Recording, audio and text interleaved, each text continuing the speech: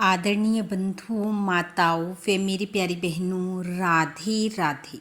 आप सभी का हमारे YouTube चैनल जीवन की धारा पर बहुत बहुत स्वागत है।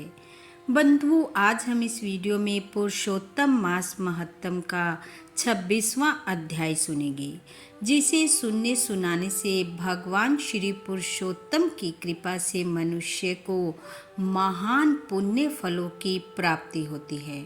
कथा महत्तम सुनने के बाद यदि आप हमारे चैनल पर नए हैं तो कृपया हमारे चैनल को सब्सक्राइब करें, बेल आइकन को प्रेस करें ताकि हमारी वीडियो की नोटिफिकेशन सबसे पहले आप तक पहुंचे। वीडियो को शेयर व लाइक भी ज़रूर करें। बंधुओं, कल तक की कथा में हमने सुना कि श्री वाल्मीकि जी ने राजा दृढ़धनवा को पुरुषोत्तम महाव्रत के नियम, उद्यापन विधि और किस नियम पालन करने वाले को किस वस्तु का दान करना चाहिए बतलाया। वाल्मीकि जी ने कहा, राजन, सभी नियमों का पालन करते हुए पुरुषोत्तम व्रत को धारण करने वाले को राधिका जी सहित भगवान पुरुषोत्तम को बार बार प्रणाम करना चाहिए, भगवत कथाओं का श्रवण करना चाहिए। जो मनुष्य इस प्रकार पुरुषोत्तम माह के नियमों का पालन करता है वह सभी सुखों को पाकर अंत में भगवान के प्रिय धाम को पाता है। बंधु, यहाँ तक की कथा हमने कल के अध्याय में सुनी। आइए अब सुनते हैं आगे की कथा। भगवान श्री नारायण बोले, हे नारद जी, वाल्मीकि जी के इस प्रकार वचन सुनकर राजा दृढ़धनवा ने उन्हें पत्नी सहित भक्ति पूर्वक प्रणाम किया और आनंद पूर्वक मुनि की पूजा की। पूजा को अंगीकार कर ऋषि ने राजा को आशीर्वाद दिया और कहा, हे राजन, अब मैं पाप नाशनी सरयू की ओर प्रस्थान करता हूँ। इतना कहकर मुनि श्रेष्ठ वाल्मीकि जी चल दिए। वाल्मीकि जी को सीमा तक पहुंचाकर घर लौटने पर राजा दृढ़धनवा ने पत्नी से कहा, हे सुंदरी, यह संसार असार है। गंधर्व नगर के समान राग, द्वेष आदि 6 शत्रुओं का इसमें निवास है। इसमें मनुष्य क्या सुख पा सकता है? कृमि, विष्ठा, वात, कफ, मूत्र आदि सहित भस्म होने वाली इस देह में क्या रखा है? राजा दृढ़धनवा बोले, हे प्रिय, मैं अप्राप्त वस्तु को पाने के लिए वन गमन करूँगा और वहीं पुरुषोत्तम भगवान का स्मरण करूँगा। पति के ऐसे वचन सुनकर पतिव्रता साध्वी गुण सुंदरी विनय पूर्वक हाथ जोड़कर बोली, हे भूपति, आपके साथ मैं भी चलती हूँ। पतिव्रता स्त्री का देवता तो पति होता है। प्रिय के ऐसे वचन सुनकर राजा अपने पुत्र को राज्य अधिकारी बनाकर पत्नी सहित वन को चल दिया। वे दोनों हिमालय के समीप गंगा तट पर जाकर तपस्या करने लगे। पुरुषोत्तम मास प्रारंभ होने पर वे दोनों प्रातःकाल स्नान आदि करते। हे नारद, पुरुषोत्तम भगवान का स्मरण करते हुए वे दोनों तप करने लगे। पतिव्रता रानी राजा की सेवा में लगी रही। इस प्रकार तपस्या करते हुए उन्होंने पुरुषोत्तम मास बिता दिया। व्रत संपूर्ण होने पर बजती हुई घंटियों से सुशोभित एक विमान वहां उतरा। उसमें पुण्यशील और सुशील नाम के हरि के गण विराजमान थे। राजा रानी को दोनों गणों ने नमस्कार किया और फिर उन दोनों को आदर सहित विमान में बिठा लिया। इस तरह रानी सहित राजा ने नवीन शरीर धारण कर गोलोक को प्रस्थान किया, जहाँ पुरुषोत्तम भगवान के लोक में श्री हरि के समीप रहकर निर्भय हो आनंद पूर्वक निवास करने लगे। श्री नारायण कहने लगे, हे नारद, मैं अपनी एक जीभा से पुरुषोत्तम मास की महिमा का बखान कैसे कर सकता हूँ। इस पृथ्वी पर इसके समान दूसरा कोई मास नहीं है। सहस्त्र जन्म तप करने से भी ऐसा सुफल नहीं मिलता जैसा कि पुरुषोत्तम मास में व्रत रखने पर मिलता है। हे राजन, पुरुषोत्तम मास में भूले बिसरे में उपवास, स्नान, दान और जप करने से जिस प्रकार उस वानर के केवल 3 रात्रि के स्नान मात्र से कोटि कोटि पापों का नाश हो गया, उसी प्रकार कोटि जन्मों के पापों का शमन हो जाता है। सब मासों में पुरुषोत्तम मास श्रेष्ठ है। उसकी कृपा से दुष्ट वानर भी हरि के सानिध्य को पा गया।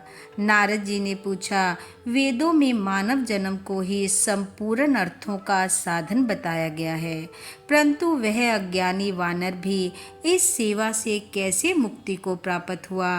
हे तपोनिधि, सभी के हितार्थ यह कथा मुझे सुना दीजिए कि वानर ने 3 रात्रि कहाँ स्नान किया, वह कौन था, कहाँ का निवासी था और उसे ऐसा फल कैसे मिला।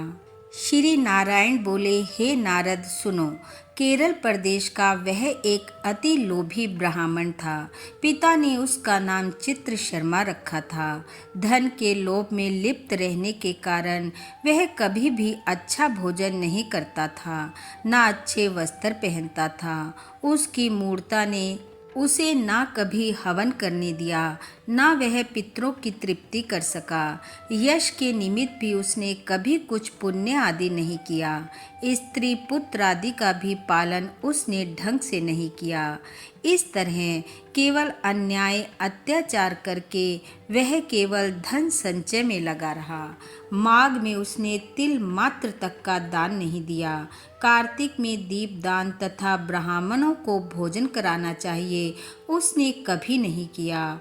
वैशाख में अन्न का दान और अन्य मासों में भी इस प्रकार का कोई भी दान उसने नहीं किया। सूर्य की संक्रांति, सूर्य चंद्र ग्रहण के अवसरों पर हवन, जप, दान आदि जो करना चाहिए उसने वह भी कभी नहीं किया।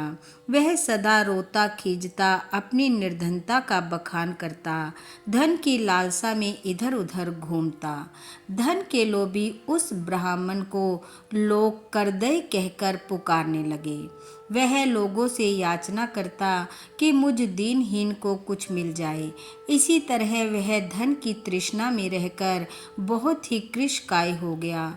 लोग उसे पास भी ना खड़ा होने देते, उसको दुत्कारते और धिक्कारते। वह दुखी होकर यहाँ वहाँ घूमा करता। एक बार एक बगीचे के स्वामी माली को उसने रो रो कर अपना दुखड़ा सुनाया कि लोग उसका किस प्रकार निरादर करते हैं और अब वह नगर में कभी नहीं जाएगा। माली उसकी दीनता भरी वाणी सुनकर दया से भर उठा। वह माली का मित्र बन गया और माली ने उसे बगीचे में रहने को कह दिया। वह करदय माली के ऐसे वचन सुनकर बगीचे में आनंद से रहने लगा। माली की वह हर आज्ञा को मानता, उसके कार्यों में उसकी सहायता करता। इसी से कुछ दिनों में माली को उस पर दृढ़ विश्वास हो गया कि करदय उसका अपना व्यक्ति है और उसे किसी भी प्रकार की हानि नहीं पहुंचाएगा। फिर एक दिन माली ने बगीचे का भार उस पर छोड़कर राज मंदिर में नौकरी कर ली। वहाँ अधिक कार्य होने के कारण माली को बगीचे की पूरी देख रेख उस पर छोड़ देनी पड़ी। माली के उस बगीचे का वह पूर्ण रूप से स्वामी बन गया। बगीचे के फलों को वह नित्य पेट भर खाता, बचे हुए बेच देता और प्राप्त होने वाले धन को निर्भय हो अपने पास रख लेता। बगीचे का स्वामी जब भी उससे आकर बिक्री प्राप्त होने वाले धन के विषय में पूछता तो वह असत्य बोलकर कहता, मैं तो नगर में भिक्षा मांगकर गुजारा करता हूँ। बगीचे के फलों की रखवाली करते करते परेशान हो गया हूँ, लेकिन पक्षी सारे फलों को खा जाते हैं।